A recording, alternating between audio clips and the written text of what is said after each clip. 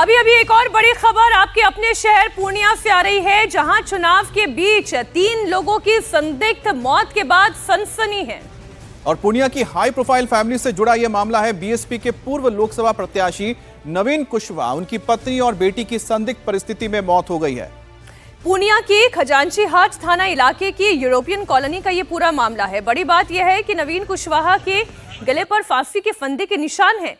नवीन कुशवाहा पूर्णिया के बड़े व्यवसायी भी हैं और उनके भाई निरंजन कुशवाहा जेडीयू के नेता हैं। मौत की खबर मिलने पर पप्पू यादव समेत कई नेता वहां पर अस्पताल पहुंचे और उनको बचाने के लिए भाई साहब भी उसके साथ जो है शहीद कर गए और भाभी हमारी ये घटना को बर्दाश्त नहीं कर पाई, उनका हार्ट अटैक यही है। अभी डॉक्टर भी अब जो ये बात कह रहे हैं वो डॉक्टर्स की बात से बिल्कुल अलग है, क्योंकि डॉक्टर्स का मत ये है कि नवीन कुशवाहा के गले पर फांसी के फंदे का निशान है। डॉक्टर्स का कहना है कि देखने से ये लगता है कि नवीन कुशवाहा ने फांसी का फंदा लगाकर खुदकुशी की। उनकी बेटी तनुप्रिया के सिर के पीछे चोट के निशान है, जबकि उनकी पत्नी कंचनमाला के शरीर में किसी भी तरह का कोई निशान नहीं है। उनकी मौत सदमे से हुई है। नवीन कुशवाहा का जो लाया गया गैस में मिस्टेक है, उनको लाइगेचर मार्क है गला में, ये राइट मस्टवार्ड से लेफ्ट मस्टवार्ड तक सब मैंडिबुलर एरिया में ऑब्लिक है, हाफ सर्किल बना हुआ है। ये ज़्यादा संभावना है सुसाइडल की, हैंगिंग टू हैंगिंग। हाँ, उसको सर में चोट लगा है, तो ये तो एग्जैक्ट ना, लेकिन हमको लगता है कि हेड इंजरी एक्सपायर की है, एक्सीडेंटल हो सकता है। और पूर्णिया पुलिस के मुताबिक पोस्टमार्टम रिपोर्ट और फॉरेंसिक जांच के बाद ही मौत की असली वजह सामने आएगी। पोस्टमार्टम में जो है वो क्लियर होगा कि उसमें लिगेचर मार्क जो है क्या चीज़ से बना है। दूसरा, जो बच्ची हैं उनके सिर पे जो है पीछे एक चोट हम लोगों को दिखाई दी है, बट ये टीम जो पोस्टमार्टम की होगी वो बताएगी कि वो फेटल इंजरी थी, गिरने से है या कैसे है, क्योंकि जो दोनों बेटे हैं उनके वो फर्स्ट फ्लोर पे थे और इनके जो फैमिली है, रेस्ट जो मेंबर्स थे वो नीचे वाले फ्लोर पर थे। तो उनके द्वारा भी अभी तक ऐसा कुछ उनको नहीं समझ आ रहा है कि क्या ऐसा घटना हुई थी। हमारे सहयोगी नीतीश चंद्र जुड़ गए इस खबर पर। नीतीश, बड़ी ही हैरान कर देने वाली और संदिग्ध परिस्थितियों में मौत की ये खबर है, आखिर हुआ क्या? और दूसरा, इनका सिर्फ पॉलिटिकल प्रोफाइल भी बताइए, उनके परिवार का पॉलिटिकल प्रोफाइल बताइए। जी हाँ, देखिए अभी खाद बीज के एक बड़े व्यवसायी थे वहाँ, और इसके अलावा बीएसपी से वो लोकसभा का चुनाव लड़ चुके थे, फिर धमदाहा से निर्दलीय प्रत्याशी के तौर पर चुनाव लड़ रहे थे। तो शहर में एक नवीन कुशवाहा का जाना पहचाना नाम था, और यही कारण है कि जब घर में एक ही साथ 3 लोगों की मौत की खबर आई है तो हर कोई हैरान है कि आखिर हुआ क्या। पुलिस अभी तक इस पहेली को सुलझा नहीं सकी है, क्योंकि जिस घर में यह हादसा हुआ उसमें पहली मंजिल पर उनके दोनों बेटे थे। बेटों से बहुत ज़्यादा अभी पूछताछ पुलिस नहीं कर सकी है, चूँकि वो काफ़ी सदमे में हैं। और जो मृतक हैं उनके भाई निरंजन कुशवाहा हैं, उन्होंने जो बातें कही है उस पर पुलिस को और डॉक्टर्स को भी यकीन नहीं हो रहा। उन्होंने कहा कि सीढ़ी से बेटी गिर रही थी, उसको बचाने के लिए फिर नवीन कुशवाहा यानी उनके पिता दौड़े, वो भी गिर गए, और ये देखकर जो है पत्नी की मौत हो गई सदमे से। पत्नी चूँकि दिल की बीमारी उनको थी, अल्सर भी था और इसके अलावा शुगर की बीमारी भी थी, तो ये बात समझी जा सकती है। लेकिन चूंकि गले पे फंदे का निशान है नवीन कुशवाहा के, तो ये शक है पुलिस को और डॉक्टर्स को भी कि क्या आत्महत्या की कोशिश की नवीन कुशवाहा ने, और फिर बेटी के सिर पर भी चोट है, वो इतना गंभीर नहीं है कि उससे मौत हो जाए। तो ये तमाम ऐसे सवाल हैं जिसका जवाब पोस्टमार्टम रिपोर्ट से ही मिलेगा, और इसलिए पुलिस ने यह तय किया है कि वो मौके पर जाएगी, घटनास्थल का मुआयना करने के अलावा पड़ोसियों से भी पूछताछ करेगी और ये समझने की कोशिश करेगी कि आखिर कोई पारिवारिक मामला इनको अस्पताल कौन लेकर आया? क्योंकि आप बता रहे बेटे तो थे, तो बेटे ने कुछ बताया इस बारे में? जी हाँ, बेटे सबसे पहले जो उनकी बहन है तनुप्रिया, वो मेडिकल के स्टूडेंट है, 4th ईयर के स्टूडेंट थी, उनको लेकर गए। फिर माँ को लेकर जाया गया, और फिर जब उनके चाचा यानी जो मृतक के भाई हैं वो पहुँचे, तब वो अपने भाई को लेकर पहुँचे। तो एक एक करके 3 शव पहुँचा। करीब 7:30 बजे से वहाँ पर पहुँचना शुरू हुआ। तीनों जो लोग उस समय घायल थे, फिर अस्पताल में उनका वहाँ पर इलाज हुआ, लेकिन डॉक्टर्स ने बताया कि ये सभी मृत हो चुके हैं।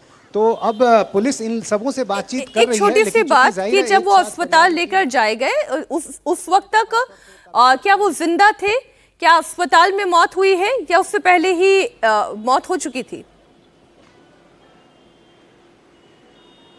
देखिए, पुलिस ने जब बेटे से पूछा है तो बेटे का कहना है कि उन्होंने नब्ज को टटोलने की कोशिश की तो उन्हें कुछ समझ में नहीं आया कि उनकी नब्ज अभी चल रही है, पल्स मिल नहीं पा रहा था उनको। तो ऐसी स्थिति में वो तुरंत हॉस्पिटल की तरफ रश किए और वहां हॉस्पिटल में पहुंचने पर डॉक्टर्स ने ये बताया कि ये जीवित नहीं है।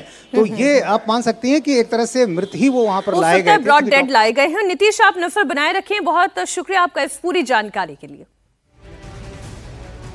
और वहीं पर यूपी के मैनपुरी में तैनात डीएसपी ऋषिकांत शुक्ला पर लगातार नए खुलासे हो रहे हैं। कानपुर में लंबे वक्त तक तैनाती के दौरान उन पर करीब 100 करोड़ रुपए की अवैध संपत्ति बनाने का आरोप लगा है। अब इसकी सफाई सामने आई है उनकी। कानपुर के अखिलेश दुबे नेक्सस से कनेक्शन पर ऋषिकांत शुक्ला ने कहा कि अखिलेश दुबे लीगल एडवाइजर हैं, इसलिए उनसे जब भी कोई टेक्निकल मामला होता था तो वो लीगल एडवाइस के लिए संपर्क जरूर करता था। ऋषिकांत शुक्ला ने कहा कि अखिलेश दुबे से उनके संबंध केवल लीगल एडवाइजर और एक पुलिस अधिकारी के हैं। उन्होंने कहा है कि उनके बेटे के नाम कोई कंपनी नहीं है, उन्हें फंसाया जा रहा है। दुबे जी से एक लीगल एडवाइजर और एक पुलिस अधिकारी के संबंध है। मैं उनसे जब भी कोई टेक्निकल मामला होता था उनसे मैं इस संबंध में कुछ लीगल एडवाइस के लिए जाता था और कानपुर की पोस्टिंग के दौरान मेरे उनसे कई बार बातचीत हुई और लीगल एडवाइस मैंने लिया। मेरे उनसे संबंध के एक लीगल एडवाइजर और एक पुलिस अधिकारी के हैं। और एक दूसरा आरोप जो लगाया जा रहा है कि 33 कंपनियां मेरे बेटे के नाम से है, ये सरासर झूठ है। कोई भी ऐसी कंपनी मेरे बेटे के नाम से नहीं है और कोई भी अगर इस तरह बताता है तो ये भ्रामक सूचना है, ये गलत सूचना है। और कुछ प्रॉपर्टी बताया गया कि मेरे पास एक आर नगर में मेरे दोस्त देवेंद्र द्विवेदी हैं, उनके 92 करोड़ की प्रॉपर्टी, 11 दुकानें जो 92 करोड़ की प्रॉपर्टी, ये सरासर गलत है। आज मेरे देवेंद्र दोस्त हैं और मेरे उनसे बात भी हुई थी। ये तो उनको भी जानकारी नहीं है कि उनके नाम से कोई प्रॉपर्टी स्वरूप नगर या आर नगर में है। तो उसके लिए उन्होंने कहा कि मैं खुद इस बात के लिए मैं आश्चर्यचकित हूँ कि इस तरह मेरे ऊपर कैसा आरोप लग गया। उसके बाद दूसरा एक ये हो रहा है कि मेरे पास 100 करोड़ की प्रॉपर्टी है। मेरा अखिलेश दुबे जी के साथ कोई कंस्ट्रक्शन कंपनी थी, उसमें 100 करोड़ टर्नओवर है। ये सरासर गलत है। मुझे ऐसा लगता है कि कुछ अपराधी गैंग, कुछ माफिया गैंग, कुछ ऐसे लोग जो जिनके विरुद्ध मैंने कड़ी कार्रवाई की है, वो लोग हो सकता है कि उनके पैरोकार किसी माध्यम से मेरे खिलाफ साजिश रच रहे हों और उस साजिश के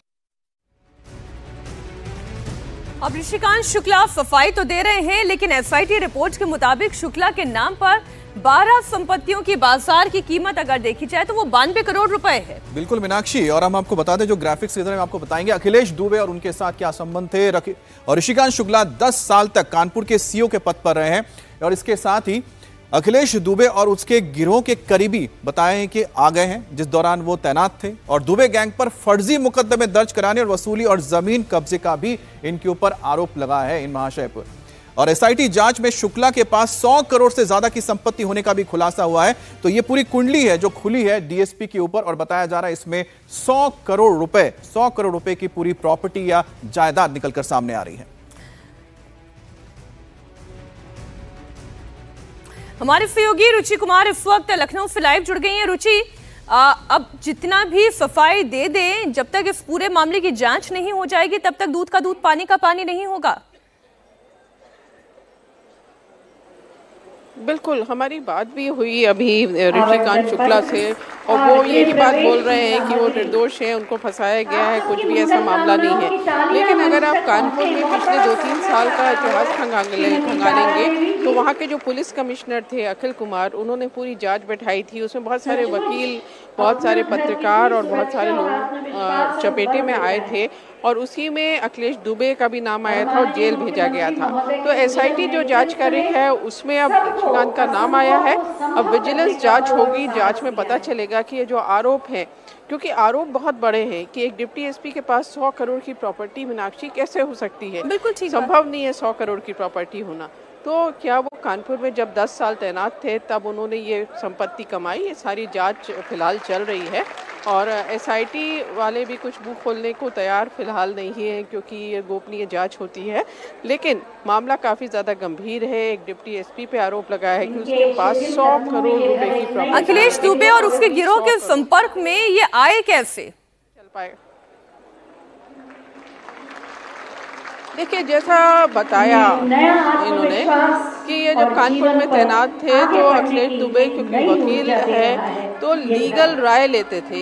इनका ये कहना है कि जो इनकाउंटर्स होते हैं या जो पुलिस बाकी कार्रवाई करती है उसमें कोर्ट में किसी तरह की दिक्कत ना हो, ह्यूमन राइट्स कमीशन एनकाउंटर के टाइम पे ना आए, तो वकील से राय लेने का काम करते थे। ये ऐसा बता रहे हैं कि अखिलेश दुबे से उनका संपर्क सिर्फ इतना ही था, प्रोफेशनल संपर्क था कि अगर कोई एनकाउंटर करने जाते थे, बड़े बड़े एनकाउंटर्स हुए यूपी में। तो ठीक रुचि, आप बने रहिए हमारे साथ क्योंकि इस वक्त आप जहां पर मौजूद है वहीं से जुड़ी हुई एक बड़ी खबर है।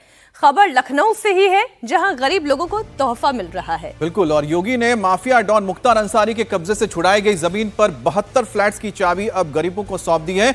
लखनऊ के पौष इलाके डालीबाग में बने 72 फ्लैट्स का इन आवंटन लॉटरी के जरिए किया गया और इन फ्लैट्स को आर्थिक रूप से पिछड़े यानी कि EWS कैटेगरी के लोगों को दिया गया है। मुख्तार अंसारी ने डालीबाग में जमीन पर अवैध रूप से कब्जा कर बहुमंजिला कोठी बनाई थी। योगी ने पहले उस पर बुलडोजर चलवाया और फिर इस पर गरीबों के लिए फ्लैट बनवाकर इस पौष इलाके में उनके मकान के सपने को पूरा किया। तस्वीरें आप देख रहे हैं मुख्यमंत्री योगी आदित्यनाथ की हैं। 72 गरीबों को फ्लैट दिया गया और ये इसलिए कहना और बताना बार बार जरूरी है कि एक ऐसी जमीन जिस पर कब्जा किया गया था अब वहां पर गरीबों को अपने सिर पर अपनी छत मिल रही है। ये वाकई में बड़ा काम हुआ है गरीबों के लिए। रुचि हमारे साथ जुड़ी हुई है, किस तरीके का उत्साह है, माहौल वहां पर क्या है, जरा दर्शकों को दिखाएं, तस्वीरें भी बताएं। जिनके जीवन में एक बिल्कुल, यहाँ मंच में जिनको चाबियां मिली है मुख्यमंत्री योगी आदित्यनाथ और बाकी मंत्रिमंडल के सदस्य MP सब मौजूद हैं, उनको चाबी दी जा रही है और कुछ लाभार्थी जिनको ये फ्लैट की चाबी सौंपी गई मीनाक्षी, वो मंच पे आए और उनकी आंखों से लगातार पानी गिर रहा था और गला भी उनका रुंध आया था क्योंकि शायद उन्होंने ऐसी कल्पना नहीं की होगी कि अपना घर कभी हो पाएगा। तो गरीबों के लिए बहुत बड़ी बात कि उनको घर मिला है और जिस इलाके में ये घर है क्योंकि पौष इलाका है उस हिसाब से इन फ्लैट्स की कीमत करीब 10 लाख से ज़्यादा है तो वो काफ़ी कम है और ये किस्तों में देना होगा। तो सच में जिनके पास अपना घर नहीं था, अपनी छत नहीं थी, उनके लिए बहुत बड़ी बात है। और जहाँ तक मुख्तार अंसारी का मसला है, यहाँ लग रहा है मुख्यमंत्री वहाँ से मंच से अपना संबोधन दे रहे हैं। एक बार ये संबोधन भी सर हमारे दर्शकों तक आप पहुँचा दें। आज के इस जी बिल्कुल आवास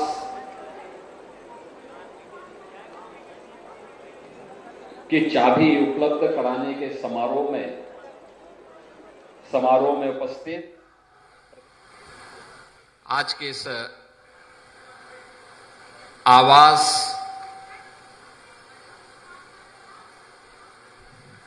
की चाबी उपलब्ध कराने के समारोह में उपस्थित प्रदेश सरकार में मंत्रिमंडल के मेरे वरिष्ठ सहयोगी, वित्त और संसदीय कार्य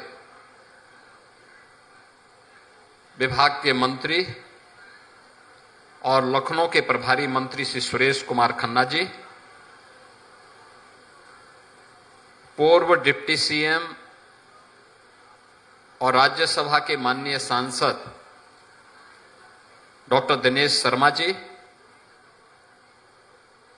उत्तर प्रदेश के पूर्व DGP और माननीय सांसद श्री ब्रजलाल जी, माननीय सांसद श्री संजय सेठ जी, लखनऊ की महापौर श्रीमती सुषमा खड़कवाल जी,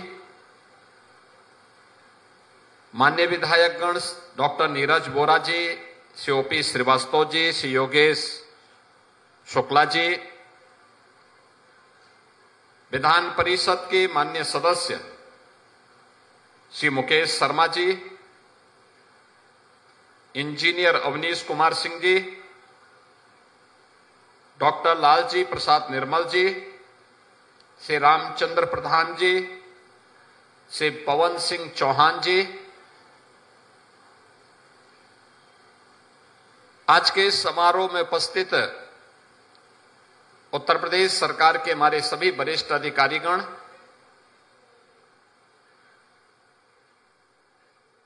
आवास विभाग, लखनऊ विकास प्राधिकरण से जुड़े हुए सभी अन्य वरिष्ठ अधिकारीगण, सम्मानित अतिथिगण और उपस्थित बहनों और भाइयों,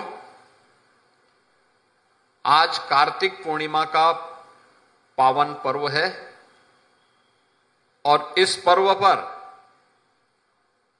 मुझे लखनऊ में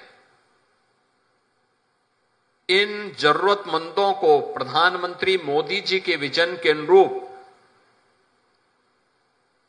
एक एक आवास उपलब्ध करवाने का सौभाग्य प्राप्त हो रहा है।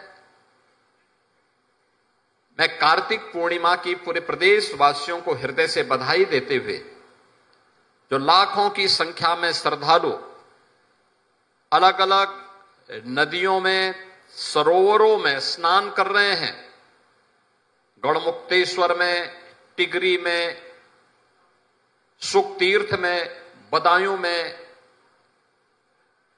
प्रयागराज में, काशी, अयोध्या और अन्य सभी पवित्र नदियों में लाखों की संख्या में श्रद्धालु आज स्नान करके पुण्य का भागीदार बन रहा है।